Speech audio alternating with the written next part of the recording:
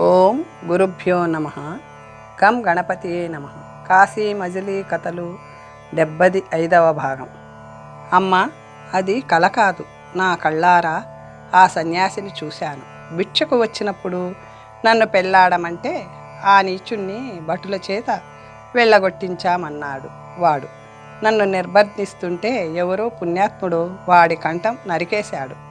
అప్పుడు ఏ వేల్పో వచ్చి వరం కోరుకో అనగా నన్ను ఇంటికి వద్ద విడవమన్నాడు. ఇదంతా 2 గడియల్లో జరిగిపోయింది.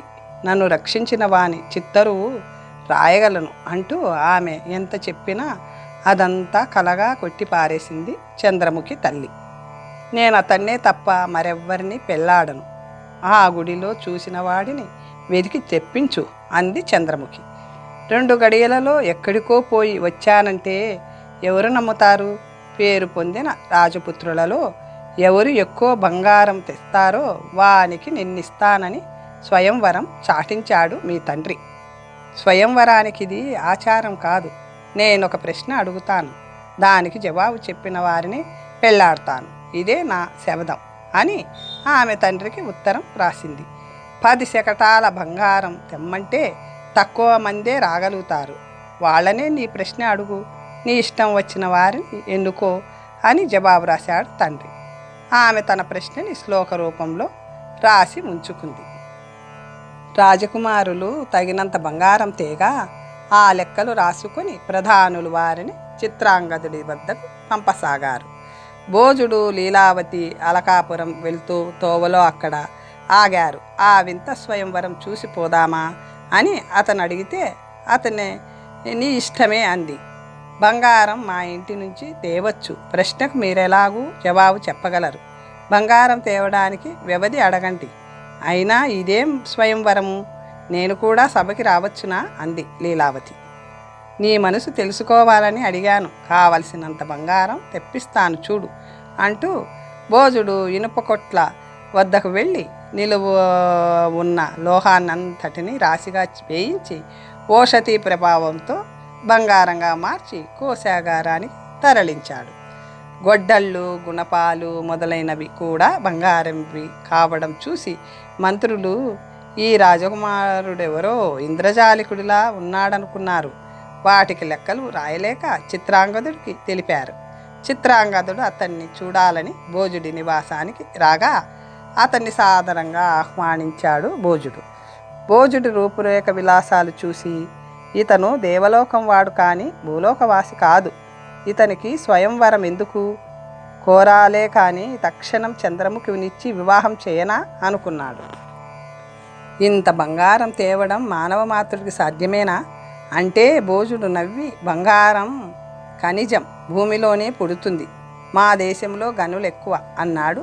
భోజుడి బంగారానికి బళ్ళు దొరక్క రాసులుగా వీధుల్లో పడుంది.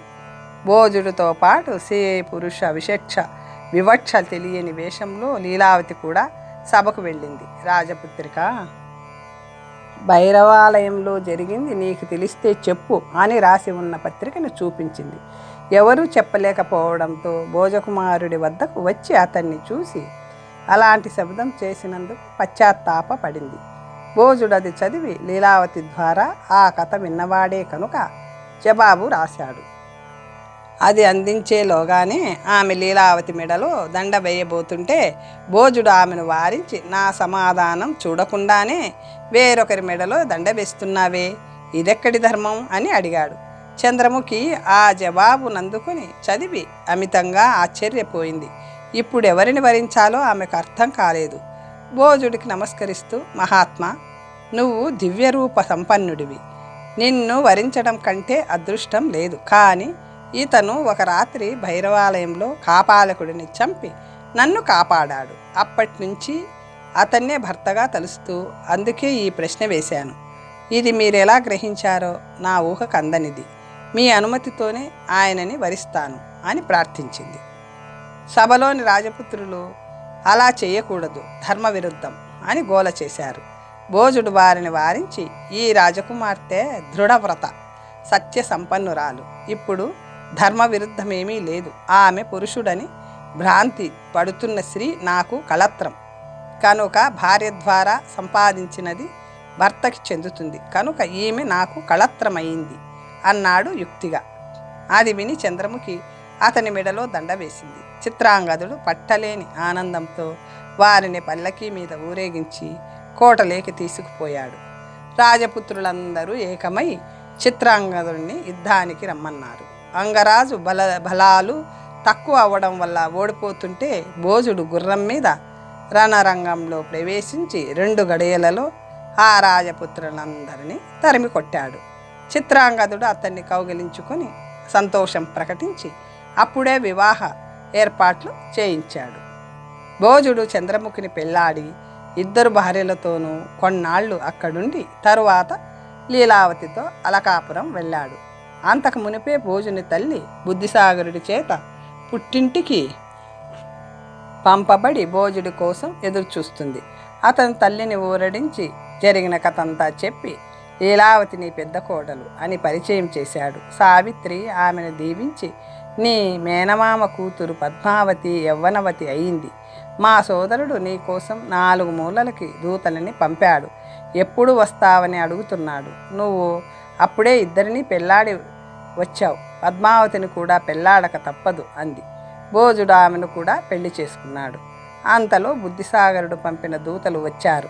భోజకుమారా, నువ్వు రాసిన శ్లోకం చదివి నీ పినతండ్రి పశ్చాత్తాపంతో మరణించబోతుంటే మేమే ఒక భైరాగిని రప్పించి చచ్చిన వాణిని బతికిస్తానని వాడి చేత చెప్పించాం. అతను విధించిన గడువు అయిపోతుంది కనుక రథం ఎక్కి వచ్చేయి అన్నారు. బుద్ధిసాగరుడి స్వామి భక్తికి మెచ్చుకుంటూ 3 భార్యలతోనూ తల్లితోనూ చతురంగ బలాలతోనూ భోజుడు మళ్ళీ ధారానగరం ప్రవేశించాడు. కమల కథ. అమ్మ, నేను ఈ మధ్య సకులతో భూలోకానికి వెళ్ళి జలకాలాడుతుంటే గట్టున పెట్టిన బట్టలెవరో ఎత్తుకుపోయారు. ఎంత వెతికినా చోరుడు కనపడలేదు. చీర తీసుకుపోయిన వానికి భార్యనై భూలోకంలో ఉండవలసిందే అంటూ సకులు పరిహాసం చేస్తున్నారు. ఒక సఖి చివరకు సగం చీర చింపి ఇవ్వగా చుట్టబెట్టుకు వచ్చాను. వారి మాటలు నిజం కావు కదా అంటూ కమల అనే గంధర్వ కన్యక తన తల్లి ప్రజ్ఞావతితో చెప్పుకొని విచారించింది. ఆ మాట విని ఆమె తల్లి, అయ్యో, ఆ మాట సత్యమే. నీ వివాహం మీద నేను పెట్టుకున్న ఆశ నెరవేరదేమో. నేను మహాలక్ష్మి సేవ నిమిత్తం వైకుంఠానికి వెళ్ళాలి. నువ్వు కూడా నాతో రా. ఆ మహాదేవిని అడిగి మన సందేహం తీర్చుకుందాం. ఆమె పేరే నీకు పెట్టాను అంది.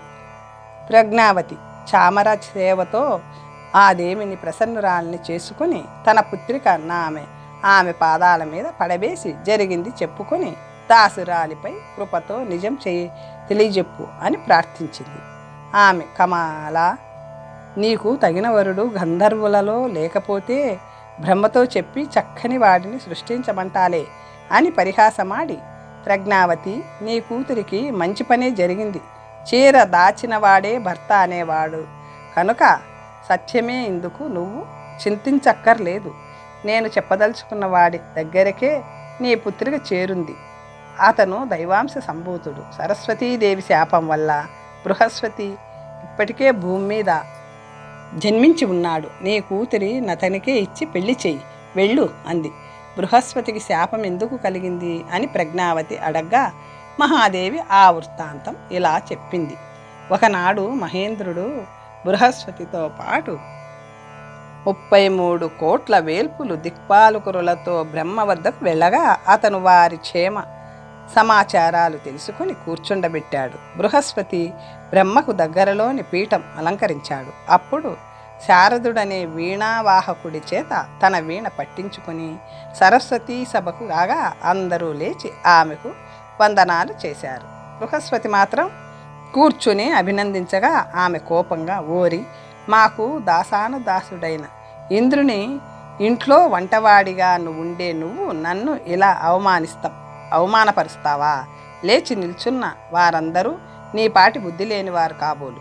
నువ్వు దేవలోకంలో ఉండడానికి అర్హుడివి కావు. భూమిపై జన్మించి తాపత్రయం పడితే నీకు బుద్ధి వస్తుంది అని శపించింది.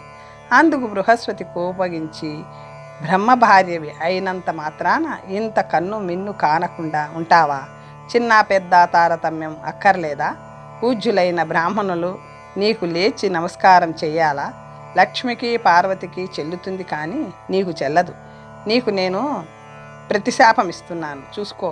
నువ్వు మనుష్య యోనియందు జన్మించు అని చేసి శాపోదకం చేతిలోనికి తీసుకుంటుంటే బ్రహ్మ అతని చేయి పట్టుకొని ఆపి, నీకిది తగునా? ఆడవాళ్ళ తప్పులు 10 వరకు మన్నించాలని తెలియదా? సరస్వతి ముందు వెనక ఆలోచించకుండా శపించింది. కానీ నువ్వు భూమి మీద మహేంద్రుడి కంటే ఎక్కువ వైభవం అనుభవిస్తావు. నీ కీర్తి ఆచంద్ర తారార్కమై వెలుగుతుంది. నీ శాపం ఉపసంహరించు అన్నాడు. దేవా, నేను నీ ఆనతి అతిక్రమించే వాడిని కాను, కానీ నా శాపం తిరుగులేనిది. దీన్ని ధరించే వారిని ఎవ్వరినైనా చూపు అన్నాడు బృహస్పతి. అప్పుడు వీణావాహకుడు శారదుడు ముందుకు రాగా తన శాపాన్ని అతని మీదకు మళ్లించాడు. బ్రహ్మ శారదుడిని చూసి, నువ్వు ఇందుకు చింతింపకు. భూమి మీద జన్మించి మహాకవివై లోక ప్రఖ్యాతిని పొందుతావు. మీరిద్దరూ ఒక చోట నివసించి ఏకకాలమందే శాప విముక్తులవుతారు అన్నాడు. అందుచేత బృహస్పతి భూమి మీద భోజుడనే పేరుతో విరాజిల్లుతున్నాడు. అతనే నీ పుత్రికకు తగిన మగడు. వీణావాహకుడైన శారదుడు కాళిదాస్ అనే పేరు కల మహాకవి. ఆ రాజు ఆస్థాన విద్వాంసుడు అని వారిద్దరిని పంపివేసింది. ప్రజ్ఞావతి దేవి అనుమతితో భూలోకానికి వచ్చి భోజకుమారుడితో సంబంధం ఎలా కలుపుకోవాలా అని ఆలోచిస్తూ ధారానగర ప్రాంతంలోని ఒక ఉద్యానవనానికి వెళ్ళింది. దానిని అలంకరించడం చూసి కారణమడగగా ఆ తోట భోజమహారాజు గారిది, వారిప్పుడు భార్యలతో విహరించడానికి వస్తున్నారు అని చెప్పారు. ఆ తోటమాలుల ద్వారా భోజరాజు గురించి సమాచారం స్వీకరించింది. ఆయనకు అప్పటికే 3 భార్యలున్నారు. ఇక నేనెందుకు? నాకేమీ ఇష్టం లేదు, ఇలాగే ఉండిపోతాను అంది కమల. ఎలాగూ ఇంత దూరం రానే వచ్చాం కదా, వారి భార్యల్ని చూసే పోదాం అని ప్రజ్ఞావతి కూతురిని ఒప్పించింది. తిరస్కరిణి విద్య చేత వారు ఇతరులకు కనపడకుండా తోటలో విహరిస్తుంటే గుర్రం మీద భోజుడు, రథంలో భార్యలు వచ్చారు. వారిని చూసిన కమల తల్లితో, మనుష్య కాంతలు కూడా ఎంతో చక్కగానే ఉంటారు సుమా, వీరిని చూడు, ఏమి లావణ్యం, ఏమి సోయగం. అదిగో చీర చూశావా? ఆ రాజకుమారుడు అక్కడికొచ్చి ఎత్తుకొని పోయి భార్యకిచ్చాడు కాబోలు. ఈ కారణంగా అతనికి భార్యనవుతాను. బహుభార్యలు కలిగిన వాడిని పెళ్లాడితే సుఖం ఉండదు. దైవ సంకల్పం ఎలా ఉందో అని నిట్టూర్చింది. అంతలో భోజుడు అక్కడికి వచ్చాడు. అతని సౌందర్య విలాసాలకు ముగ్ధురాలై మెచ్చుకుంటూ అతని మీద నుంచి దృష్టి మరల్చలేక వివసువై ఉండిపోయింది కమల. చూశాం కదా, ఇక పోదాం అంది ప్రజ్ఞావతి. మోహంలో మునిగిన కమల, అమ్మ దేవి, అన్నీ తెలిసే మనని ఇక్కడికి పొమ్మంది. ఇంత సుందరుడు లోకంలో ఎక్కడా ఉండడు. నా మనసు వీని యందు లగ్నమైపోయింది. నేనిక్కడి నుంచి కదలి రాలేను. నన్ను వీనికే ఇచ్చి పెళ్లి చెయ్యి. అతను దక్షిణ నాయకుడే, కానీ అతనితో సుఖించే 1 నిమిషం చాలు జీవితానికి అంది. ప్రజ్ఞావతి ఉపాయం ఆలోచించింది. తోటకు దగ్గరలో ఉన్న బాట మీద నిలబడి, దుర్మార్గులు మమ్మల్ని బాధిస్తున్నారు, పుణ్యాత్ములు ఎవరైనా ఇక్కడ ఉంటే రక్షించండి అంటూ బిగ్గరగా అరిచింది. అది విని భోజుడు, వస్తున్నాను, భయపడకండి అంటూ కత్తి పట్టుకొని అక్కడికి పరిగెత్తాడు. కమల అతన్ని క్రీగంట చూస్తూ ఉండిపోయింది. ప్రజ్ఞావతి ఎదురు వెళ్ళి నమస్కరించి, అయ్యా, పరోపకార పారేణులైన మీరు ఈ ఆపద దాటించారు. మీరు రావడం చూసి దొంగలు పారిపోయారు. మీకు చాలా కృతజ్ఞలం అంది. మీరెవరు? ఎక్కడికి పోతున్నారు? ఈ చిన్నది నీకేమవుతుంది అని భోజుడామెను ప్రశ్నించాడు. దేవా, ఇది నా కూతురు కమల. దానికి వరుణ్ణి వెతుకుతూ దేశాలు తిరుగుతున్నాను. ఇక్కడ దొంగలు మమ్మల్ని అడ్డగించారు. మీరు వచ్చి రక్షించారు. ఇక్కడికి గ్రామం ఎంత దూరంలో ఉంది? బంధుత్వం ఏర్పడినట్లే కనుక మీ కులశీల నామాలు తెలుసుకోవాలనుకుంటున్నాను అందామె వినయంగా. అంతలో కమల తన తళుకు చూపులను అతని మీదకు ప్రసరింపచేయగా అతని చూపులతో వినవేసుకున్నాయి. అతని హృదయంలో మదన వికారం జనించింది. ఈమె మీ కూతురా? వరుని కొరకు తిరుగుతున్నావా? ఎవరైనా రత్నాన్ని వెతుకుతారు, కానీ రత్నం వెతుక్కుంటుందా? ఈమెని ఏ రాజుకు అంగీకరించడు? ఈ రాజ్యానికి నేనే అధిపతిని. మాది ధారానగరం. నా పేరు భోజుడు. మీరు మా దేశానికి అతిథులు కనుక మిమ్మల్ని సత్కరించాలి. మా ఇంటికి రండి అని అతను వారిని ఆహ్వానించాడు. ఓహో, భోజకుమారుడు మీరేనా? మా జన్మ ధన్యమయ్యింది. మీ పేరు జగద్విఖ్యాతం. మీ దగ్గర దాచడం ఎందుకు? ఈ కన్యకను భరించడానికి మీరే సమర్థులు. దీనిని భార్యగా స్వీకరిస్తామంటే మీ ఆతిథ్యం అందుకుంటాం, లేదంటే మా దారిన మేము పోతాం అంది ప్రజ్ఞావతి. దీనికింత మనవి ఎందుకు? రత్నాలను రాజే భరిస్తాడు. నీ మాట ప్రకారమే ఈమెను పెళ్లాడతాను. ఇంటికి రండి అన్నాడు భోజుడు. ఇంటికి వెళ్ళాక అంతమందిలో మన మొహం చూసేది ఎప్పటికో అంది కమల తన తల్లిని ఉద్దేశించినట్లు. సరే, నీ చెయ్యి ఇవ్వు, గాంధర్వ వివాహం చేసుకుంటాను. మన్మధుడే మనకి పురోహితుడు అన్నాడు భోజుడు. అందుకు ప్రజ్ఞావతి ఎంతో సంతోషిస్తూ, దేవా, ఇది దైవలిఖితం, మేము గంధర్వులం అంటూ తమ వృత్తాంతం అంతా చెప్పింది. అప్పుడు భోజుడు చాలా సంతోషించి కమలను గాంధర్వ వివాహం చేసుకొని చేయి పట్టుకొని ఉద్యాన సౌధానికి తీసుకువెళ్ళి ఆమెను చూపించి ఆమె వృత్తాంతమంతా వారికి చెప్పాడు. వారు కూడా కమలను ఎంతో సాదరంగా గౌరవించారు. లీలావతి తాను కట్టుకున్న చీర కమలదని విని విధి విలాసం గురించి ఎంతో చెప్పింది.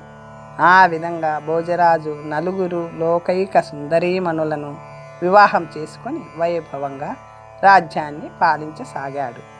అక్కడి వరకు చెప్పి ఆ పై కథను మణిసిద్ధుడు తర్వాత మజిలీలో చెప్పసాగాడు. భోజుని రాజ్యపాలన. ఒకనాడు ప్రభాత వేళ భోజుడు క్రీడావనానికి వెళ్తుంటే రాజ్య మార్గంలో ఒక పండితుడు అతనికి ఎదురుపడి కళ్ళు మూసుకొని నడవసాగాడు. అది గమనించిన భోజుడు, ఓ బ్రాహ్మణుడా, చూడబోతే నువ్వు విద్వాంసుడిలా ఉన్నావు. నన్ను చూసి ఆశీర్వదింపక కళ్ళు మూసుకొని వెళ్ళిపోతావేం? ఇదెక్కడి సాంప్రదాయం అని అడిగాడు. అందుకు ఆ విప్రుడు, దేవా, నువ్వు విష్ణు భక్తుడివి కనుక విప్రులకు అపకారం చేయవు కనుక నీ నుంచి భయం లేదు. నువ్వు ఎవ్వరికి ఏమీ ఇయ్యవు కనుక నీ వల్ల లాభము లేదు. అందువల్ల ఆశీర్వదించలేదు. నిద్రలేస్తూనే లోబి మొహం చూస్తే ఆ వేళ ఏమీ పుట్టదంటారు. అందుకని కళ్ళు మూసుకున్నాను. లోబివాడి ధనం పిరికివాడి బలం వ్యర్థం. మా తండ్రి వృద్ధుడై కాశీకి పోతూ, వచ్చా, నీకెలాంటి ఆపద వచ్చినా ఆడవాళ్ళని చెడ్డ మంత్రులు గల రాజుని ఆశ్రయించకు. దాతకాని వాడిని దాక్షిణ్యం ఉండదు అని లోకరీతి చెప్పాడు.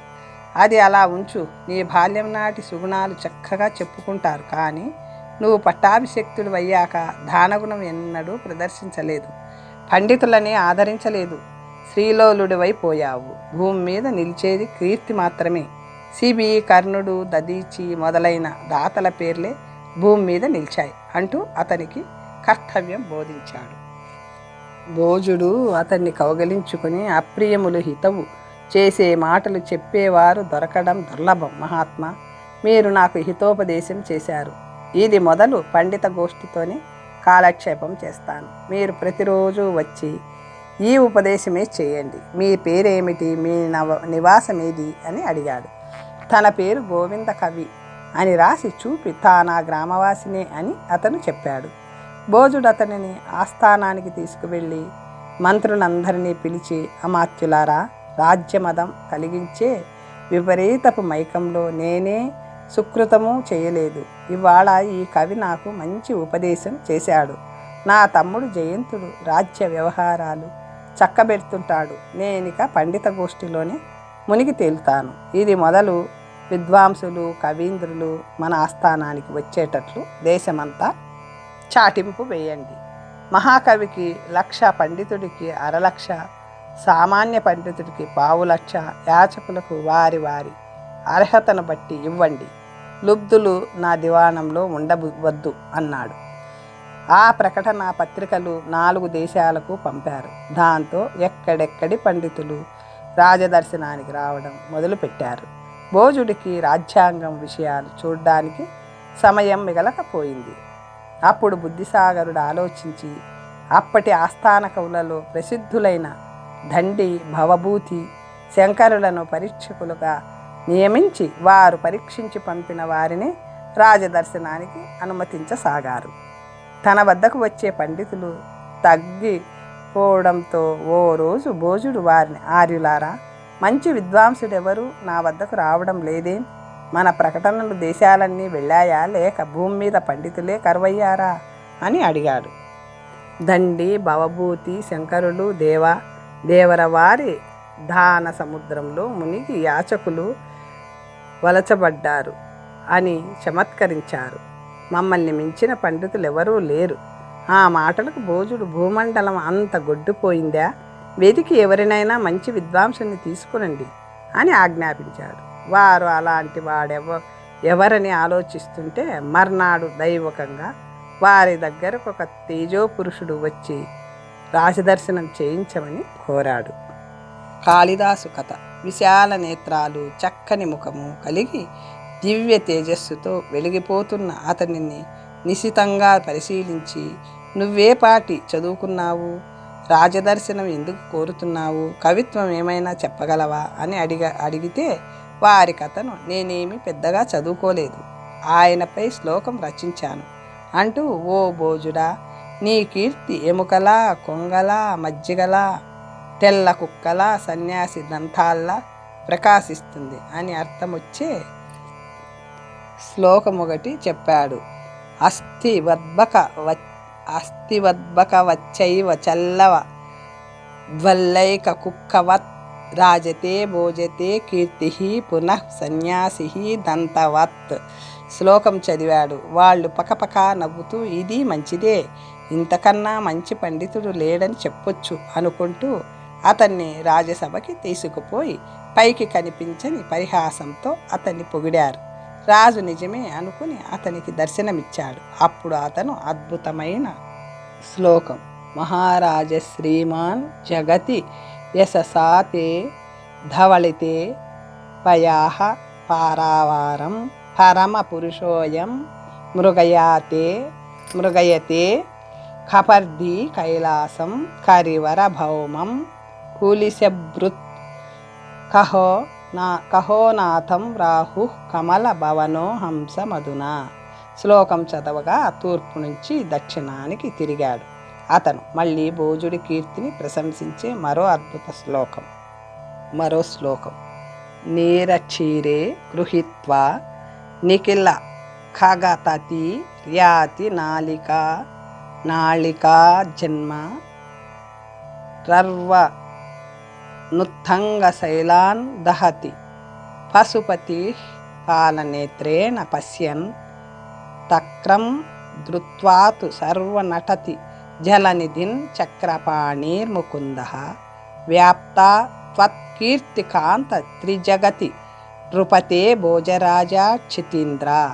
చదివాడు. అలాగా భోజుణ్ణి ముగ్ధుని చేసే శ్లోకాలు చదివాక పశ్చిమముఖంగా ఉన్న భోజుడిని మెప్పించేందుకు నారదుడికి గొల్లవాడికి జరిగిన సంవాదంలో మరో శ్లోకం. స్వర్గాద్గోపాల కుత్రజ్రసి సురమునేధ భూతలే కామధేను వత్స శ్యానేతు కామశృణుచయ మధునాముగ్ధ దుగ్ధ నత్యుష్య శ్రుత్వా శ్రీభోజరాజ ప్రచుర వితరణం వ్రీడ శుష్కస్థనీస్మాత్ వ్యర్థోహిస్య ప్రయాసస్తపది తరిబిచ్చర్వితం సర్వముర్వ్యాం. భోజుడి శత్రువులందరూ గడ్డి కరవడంతో కామధేనువుకి గడ్డి పరక మింగలేదనే అర్థం వచ్చే శ్లోకం చదివాడు. శ్లోకం విద్వద్రాజ శిఖామణి తులయుతం ధాత దత్వదీయం తత్వతీయం యశః కైలాసం చ నిరీక్ష తత్ర లఘుతాం నిక్షిప్తవాన్ పూర్తయే ఉక్షాణం తదుపర్యుమ సహచరం తన్మూర్తి గంగాజరం తస్వాగ్రే ఫణి పుంగవం తదుపరిస్పరం సుధాదీతిం. భోజరాజా, నీ కీర్తిని తుచాలని త్రాసులో ఒకవైపు తూచాలని త్రాసులో ఒకవైపు వేసి రెండో వైపు కైలాసాన్ని, వృషభాన్ని, శంకరుణ్ణి, గంగని, చంద్రుణ్ణి ఎన్ని వేసినా బరువు చాలలేదు. అందుకే అవన్నీ పైన ఉన్నాయి అని అర్థం వచ్చే అద్భుత శ్లోకాన్ని చదివేసరికి భోజుడు సంతోషం పట్టలేక అతని పాదాలకు నమస్కరించి, నీకు రాజ్యమంతా ఇచ్చేస్తున్నాను, పాలించుకో, నేను అడవికి పోతాను అన్నాడు. అందుకు ఆ పండితుడు వినయంగా, నేను రాజ్యాన్ని కాశపడి నీ వద్దకు రాలేదు, ఆ సామర్థ్యం నాకు లేదు, నాపై నీ దయ చాలు అన్నాడు. రాజు చేసిన ప్రమదానానికి భయపడిన బుద్ధిసాగరుడు పండితుడి చేత రాజ్యాన్ని మళ్ళీ భోజుడికి దారపోయించాడు. కవీంద్ర, నీ పేరేమిటి, ఎక్కడి నుంచి వచ్చావు? ఇక నుంచి నువ్వు నా ఆస్థాన కవిగా ఉండి కావలసినంత ధనం తీసుకో అన్నాడు భోజరాజు. ఆ కవి తన పేరు కాళిదాసు అని రాసి చూపించాడు. అప్పుడు దండి, భవభూతి, శంకరులు ఇతని శ్లోకాలు రచించాడని మీరు చాలా సంతోషిస్తున్నారు. కొత్త పండితుడిని తీసుకు రమ్మన్నారని ఇతనికి శ్లోకాలు మేమే రచించి ఇచ్చి మీ వద్ద చదవమన్నాం. అతను వాటిని చదివాడు, అంతే తప్ప అతనికి కవిత్వం చెప్పే విద్య రాదు. వట్టి పిచ్చివాడు, కావాలంటే పరీక్షించండి. మేము సరదాగా ఇతను గొప్పవాడని చెప్పాం అంటూ ఏకసంతాగ్రాహి దండి, ద్విసంతాగ్రాహి భవభూతి, త్రిసంతాగ్రాహి శంకరుడు ఆ శ్లోకాలను చదివి వినిపించారు. ఈ విషయం రేపు చూస్తాను అని భోజుడు సభను చాలించాడు, వెళ్ళిపోయాడు. ముగ్గురు కవులు కాళిదాసుతో వెళ్ళి, మాతో ఒకటి చెప్పి అక్కడ వేరొక రకంగా స్తుతి చేశావే, నిజం చెప్పు, ఈ శ్లోకాలు నీకెవరు రచించి ఇచ్చారు అని అడిగారు. అతను సమాధానం చెప్పక వెర్రివాడిలా ఓ నవ్వు నవ్వాడు. సరే, నువ్వు మేము చెప్పినట్లు వింటే మళ్ళీ నిన్ను సభకు తీసుకుపోయి విలువైన కానుకలు ఇప్పిస్తాం. రాజుగారు మా మాట కాదని గుడ్డి గవ్వైనా ఇవ్వడు సుమి. మరి నువ్వు అలా చెబుతావా? కాళిదాసు తన అంగీకారం సూచించాడు. మర్నాడు సభలో, దేవా, ఆ శ్లోకాలు మేము రాసిచ్చినవి కావేమో అడగండి అన్నారు వారు. ఆ విషయం తర్వాత చూస్తాను, ఇప్పుడు నేనొక సమస్య ఇస్తాను, పూరించండి, మీ ప్రజ్ఞ చూస్తాను అంటూ అప్రతిపత్తి మూఢ మనసా విత్రాస్థిత నాడిక శ్లోకపాదం ఇచ్చాడు. వాళ్ళు ముగ్గురికి అది అస్సలు అర్థమే కాక తెల్లమొహం వేశారు. భోజుడు సంధించిన సమస్యను కాళిదాసు అలవోకగా ఇలా పూరించాడు.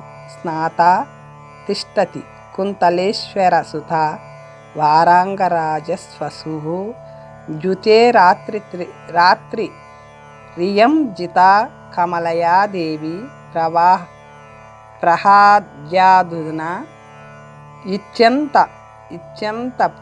ఇత్యంతః పూరసుందరీ జనగుణే జ్ఞానాధికం ధ్యాయాత్ దేవేన ప్రతిపత్తి మూఢ మనసాద్విత్రాస్థిత నాడిక. భోజుడు సంధించిన సమస్యను కాళిదాసు అలవోకుగా అలా పూరించాడు. మూడవ భార్య పద్మావతి ఋతుస్నానం చేసింది. అదే రోజు రెండవ భార్య చంద్రముఖి ఇంటికి వెళ్ళివలసిన రాత్రి కమలతో జూదమాడి ఓడిపోవడం వల్ల ఆ రాత్రి ఆమెతో గడపాలి. దైవజ్ఞులచే ముహూర్తం నిర్ణయించుకొని ఆ రాత్రి రమ్మని కబురు పంపింది. ఇలాగా ఒకే రాత్రి నలుగురి భార్యల దగ్గరికి వెళ్ళవలసి రావడంతో ఏం చేయాలో తోచక 2 గడియలు ఆలోచించి భోజుడు ఎవరింటికి వెళ్ళక తన ఇంట్లోనే పడుకొని నిద్రపోయాడు అని కాళిదాసు పూరించడంతో భోజుడు ఆశ్చర్యం ఆనందాలతో అతన్ని కౌగిలించుకుని, ఇది మొదలు నువ్వు నాకు గురువువి, సకుడివి, మంత్రివి, పండితుడివి, కవివి అన్నీ అయిన నా ఆస్థానం అలంకరించి ఉండాలి. నేను నా రాజ్యం నీలాంటి పండితుడు భూమి మీద లేడు, ఉండడు. దండి, భవభూతి, శంకరులు నువ్వు రచించిన శ్లోకాలను వారే రచించినట్లు బొంకారు, వారికి నీ సమర్థత తెలియదు అన్నాడు అనేక విధాల స్తుతిస్తూ. ముగ్గురు కవులు కాళిదాసు కవితాధోరణికి సిగ్గుపడి తలలు వంచుకొని అసూయతో సభలో నుంచి అవతలికి పోయారు. కాళిదాసు భోజుడికి అత్యంత ఆప్తుడై రాజదర్శనానికి తనను ఆశ్రయించే యాచకులకి కానుకలు ఇప్పిస్తుండేవాడు. అతనికి భార్య పిల్లలు లేరు కనుక విలాసవతి అనే వేశ్య ఇంట్లో ఉండేవాడు. ఒకరోజు అతను నిద్ర లేచేసరికి కుంభుడనేవాడు పాదాలొత్తుతుంటే, "నువ్వెవరివి, ఏం కావాలి?" అని అడిగాడు. "అయ్యా, నేను అతి దరిద్రుడిని. 10 మంది పిల్లలున్నారు. విద్య ఏమీ రాదు. వంట చేసి నీళ్లు మోసి బతుకుతున్నాను. అయినా కుటుంబ పోషణ జరగడం లేదు. ఒక మిత్రుడు నీ పేరు చెప్పి నిన్ను ఆశ్రయించమన్నాడు. మీ ఔదార్యం గురించి ఎంతగానో చెప్పుకుంటున్నారు. మీరు ఉపకారం చేయకపోతే పిల్లలతో కూడా బలవన్మరణమే గతి" అని మొరపెట్టుకున్నాడు. కాళిదాసు నీ దీనాలాపనలు వింటే జాలేస్తుంది, కానీ కవిత్వం చెప్పే విద్వాంసుడికి కానీ రాజదర్శనం ఇవ్వడు. సరే, నీ అదృష్టం ఎలా ఉందో నాకు తోచిన సాయం చేస్తాను అని విలాసవతికి చెప్పి మంచి బట్టలు ఇప్పించి బజారులో ఏవైనా పళ్ళు కొని తెమ్మని 2 కాసులు ఇచ్చాడు. అతను చెరుకు ముక్కలు తేవడం చూసి, రాజదర్శనానికి ఇలాంటివి ఎవరు తీసుకుపోలేదు. "సరే, ఈ చావిడిలో కూర్చో, నేను పిలిచినప్పుడు రా" అన్నాడు. చాలాసేపటి వరకు అతన్ని పిలిచే అవకాశం దొరకలేదు. అప్పుడు కాళిదాసు, "దేవా, ఇవాళ ఒక మహావిద్వాంసుడు మీ దర్శనం కోసం వచ్చాడు. అలాంటి పండితుడిని నేను ఇంతవరకు చూడలేదు. అతను సంవత్సరం నుంచి మౌనవ్రతం పూనాడు" అనగా అతన్ని వెంటనే పిలిపించమన్నాడు భోజుడు. అక్కడ చావిడిలో కుంభుడు ఎక్కువసేపు కూర్చోలేక చెరుకు ముక్కలు కట్ట మీద తలపెట్టుకొని పడుకున్నాడు. అక్కడ తిరిగే వాళ్ళెవరో సగం కాలిన కట్టెలను మూట కట్టి అతన్ని తల కింద పెట్టి ఆ చెరుకు ముక్కలు తీసుకుపోయారు.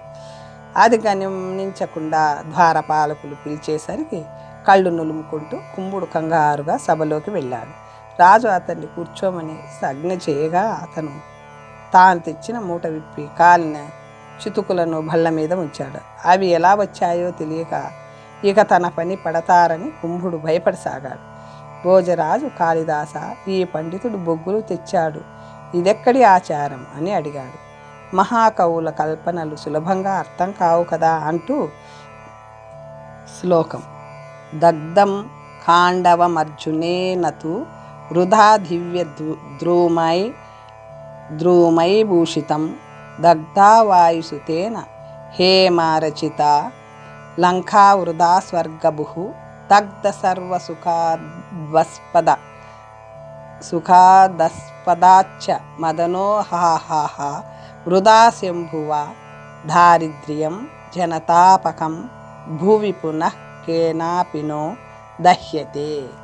అర్జునుడు ఖాండవవనాన్ని, హనుమంతుడు లంకని, శంకరుడు మన్మధుణ్ణి కాల్చారు. కానీ జనులందరినీ పీడించే దరిద్ర దేవత నెవరూ కాల్చలేకపోయారు. కనుక దేవా, నువ్వు నా దరిద్రాన్ని ఈ కట్టెలతో కాల్చేయి అని చెప్పడానికి ఇలాంటి కట్టెలు తెచ్చాడు అన్నాడు.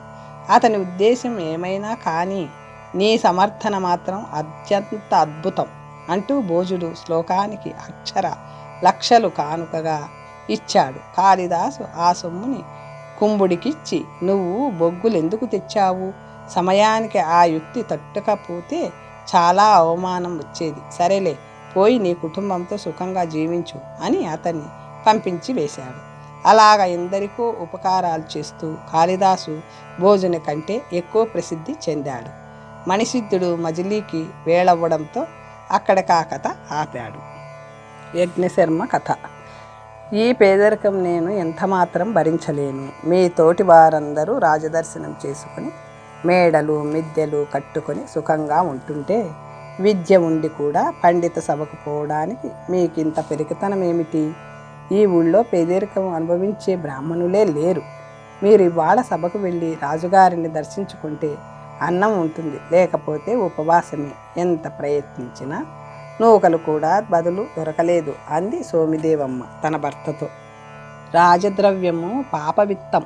అస్థిరమైన శరీరాన్ని పోషించుకుందుకు పాపం చేయలేను. ఇన్ని రోజులు గట్టెక్కించిన దేవుడు తరువాత మాత్రం ఎందుకు వదిలేస్తాడు?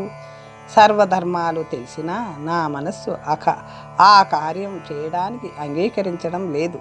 రాజు వద్దకు పొమ్మని నన్ను వేధించకు" అన్నాడు యజ్ఞశర్మ.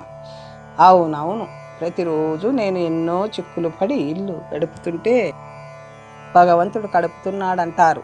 మన రాజు దగ్గర ద్రవ్యం తీసుకొనిదెవరు? ఇలాంటి వేదాంతాలు పెళ్ళి పిల్లలు తలపెట్టకూడదు. భార్యాపుత్రులను పోషించలేనివాడు మహాపాపి అని శాస్త్రంలో ఉంది. నేను ఇలాగే పడుకుంటాను, మీ దైవం ఎలా తెస్తాడో చూస్తాను అని ఆమె పడుకుండిపోయింది. అతను చాలా పరితపిస్తూ, ఓసి నిర్భాగ్యురాల రాక్షసి, ఇలా పీడిస్తున్నావు కదే, ఆ పెట్టెలో శాలువా ఉంది, ఇటివ్వు అని దాన్ని తీసుకున్నాడు. ఎన్ని మడతలు పెట్టినా దాని తూట్లు కప్పబడ్డాయి కావు. అలాగే ఆ శాలువాను కప్పుకొని అతను ఆస్థానానికి వెళ్ళాడు. ద్వారపాలకులు అతన్ని చూసి నవ్వుతూ రాజు వద్దకు తీసుకుపోయారు. భోజుడు అతన్ని చూసి ఆశ్చర్యంతో నమస్కరిస్తూ అతనిని వివరాలు అడిగాడు. దేవా, నా కాపురం ఈ పురమే. నేను దరిద్రుడినే, కానీ శాస్త్ర విద్యలన్నీ పూర్తి చేశాను. అగ్నిహోమం చేశాను. అగ్నిగృహం ఆశ్రయించుకోవడం తప్ప వేరొక వృత్తి లేదు అనగానే భోజుడు చెవులు మూసుకొని, మా ఊళ్ళో దారిద్ర్య పీడితుడైన బ్రాహ్మణుడు ఉన్నాడంటే మాకు అపఖ్యాతి కాదా? ఇన్నాళ్ళు నా దగ్గరికి ఎందుకు రాలేదు అంటూ కోశాధికారిని పిలిచి ఆ బ్రాహ్మణుడు కోరినంత ధనమిమ్మన్నాడు. అప్పుడు ఆ తపస్వి, దేవా, నేనిన్నాళ్ళు తమ వద్దకు రాకపోవడానికి కారణం ఇదే. మీ కష్టార్జితం ఏమైనా ఉంటే ఇవ్వండి, ఇతరమైనది నేను భరించలేను, కొంచెమైనా పర్వాలేదు అని ప్రార్థించాడు. భోజుడు కొంచెం ఆలోచించి, అయ్యా, నన్ను పరీక్షించడానికి ఇలా అన్నావా ఏమి? నా దగ్గర కష్టార్జితం ఏమీ లేదు. రాజ్యం నాది కాదా? దానిలోని ధనం నాది కాదా? ఊరికే నన్ను బాధించకుండా కావలసినంత ద్రవ్యం తీసుకో అన్నాడు. రాజా, నేను ఉపవాసాలైనా చేస్తాను, కానీ పాపద్రవ్యం తీసుకోలేను. అలాంటి కష్టార్జితం లేకుంటే అనుమతి ఇవ్వండి, నేను వెనుతిరిగిపోతాను. మరొకప్పుడు సత్కరిద్దురు గాని అన్నాడు. భోజుడు నివ్వెరపోయాడు. ఇంతవరకు ఏ పండితుడు ఖాళీ చేతులతో వెళ్ళపోలేదు. ఇతను అతి దరిద్రుడైన కష్టార్జితం కానిది వద్దని పోతున్నాడు. నా దగ్గర కష్టార్జితం ఏముంది? ఇతని దరిద్రాన్ని ఎలా పోగొట్టగలను అని ఆలోచించి, ఆర్య, రేపు ఈ పాటికి ఈ వేళకు దయచేయండి, ఏదైనా చూసి ఇస్తాను అన్నాడు. పొద్దుగుంకగానే రహస్య మార్గంలో కోట దాటి కూలివాని వేషంలో సమ్మెట కొట్టే పని అంగీకరించాడు. చేతకాని పనికి లోహకారకుడి చేత చివాట్లు తింటూ సూర్యోదయం వరకు పనిచేసి 16 రాగి డబ్బులు సంపాదించాడు. చేతులు బొబ్బలెక్కి రక్తాలు కారుతుండగా కూలివాళ్ళు కొంచెం డబ్బు కోసం కూడా ఎంత కష్టపడతారు? ఆ విప్రుడి దరిద్రం ఈ స్వల్పధనంతో ఎలా తీరుతుంది? ఒక రాత్రికే నా పని సరిపోయింది, ఇంతకంటే నా తరం కాదని చెప్పవలసి వస్తుంది అనుకుంటూ రహస్యంగా ఇంటికి చేరుకున్నాడు. జపమందిరంలో కూర్చొని ఎదురు చూస్తుండగా విప్రుడు రానే వచ్చాడు. అతనికి తన 2 చేతులు చూపించి, మహాత్మా, నన్ను ఇలా బాధ పెట్టడానికే అలా కోరావు. రాత్రంతా సమ్మెట బాధితే 16 డబ్బులు ఇచ్చారు. ఇంత స్వల్ప ద్రవ్యం మీకు ఇవ్వడానికి సిగ్గేస్తుంది.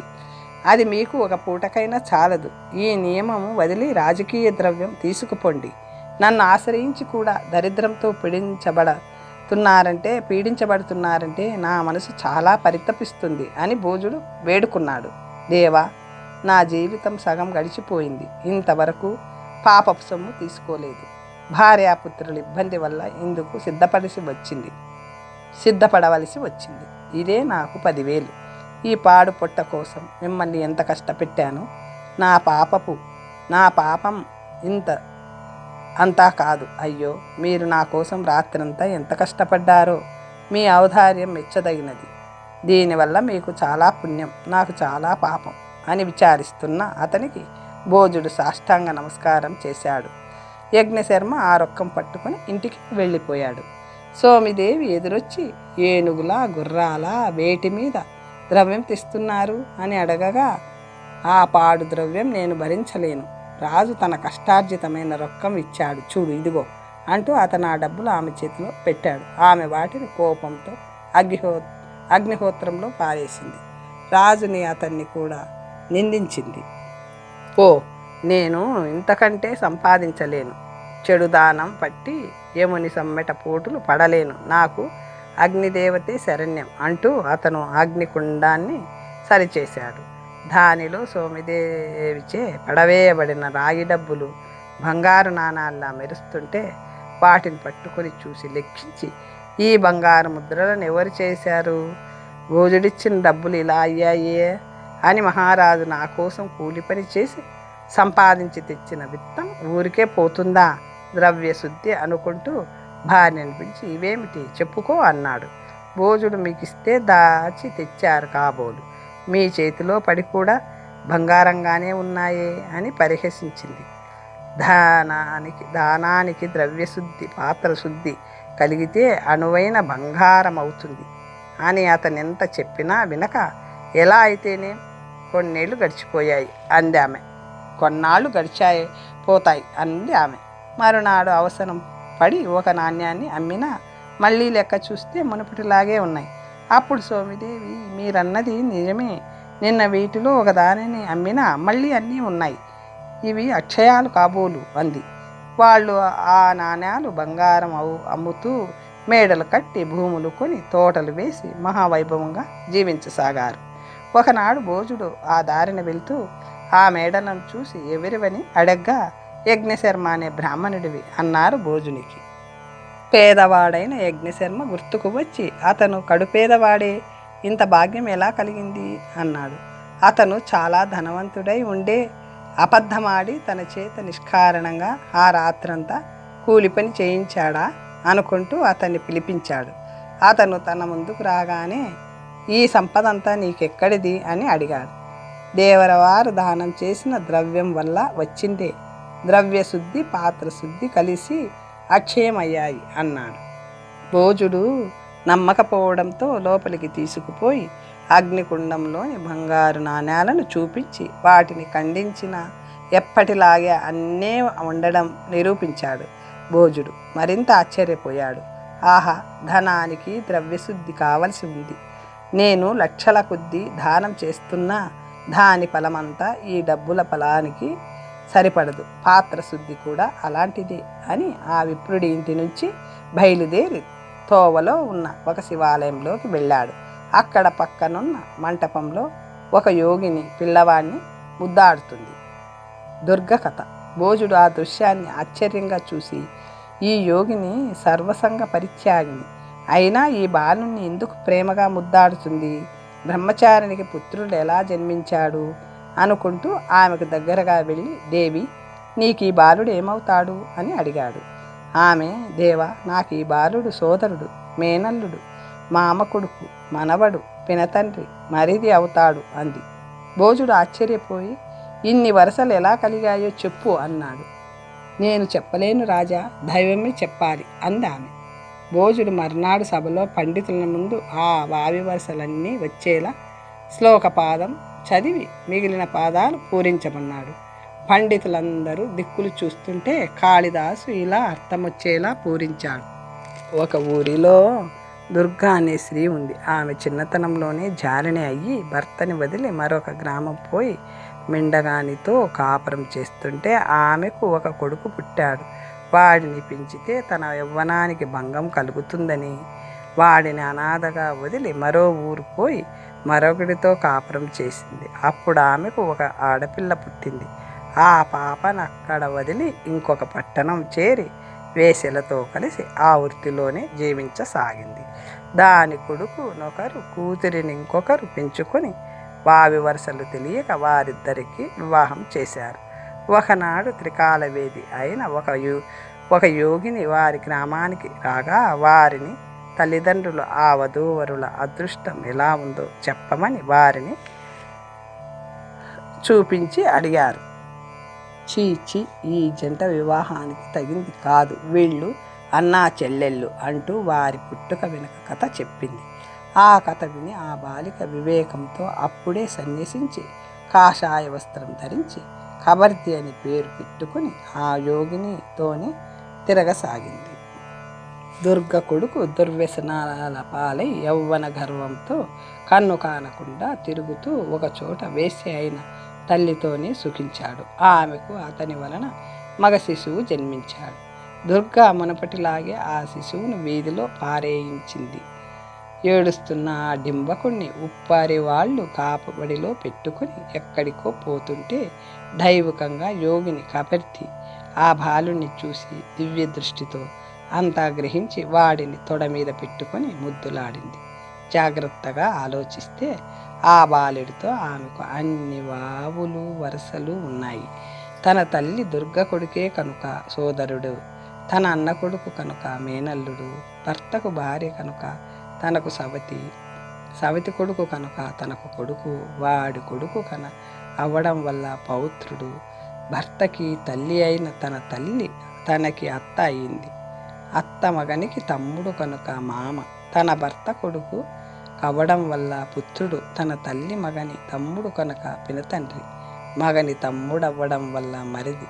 ఇంత కథని 3 పాదాలలో ఇమర్చి చెప్పిన కాళిదాసు కవితా వైచిత్ర్యం ఎంతో చెప్పడానికి ఎవ్వరికీ శక్యం కాదని పొగుడుతూ భోజుడు అతన్ని పల్లకి ఎక్కించి ఊరేగించాడు. గోపాల, భోజుడు అలాగా కాళిదాసు మొదలైన 9 మంది మహాకవులతో విద్యాగోష్ఠి చేస్తూ మహావైభవంగా చాలా కాలం రాజ్యం చేశాడు. మన మజిలీకి వేళవుతుంది, బయలుదేరదామా అని మనిషిద్ధుడు లేచాడు. 6వ భాగం సమాప్తము. కాశీ మజిలీ కథలలో వచ్చే భాగంలో మరొక కథ ప్రారంభిస్తాం.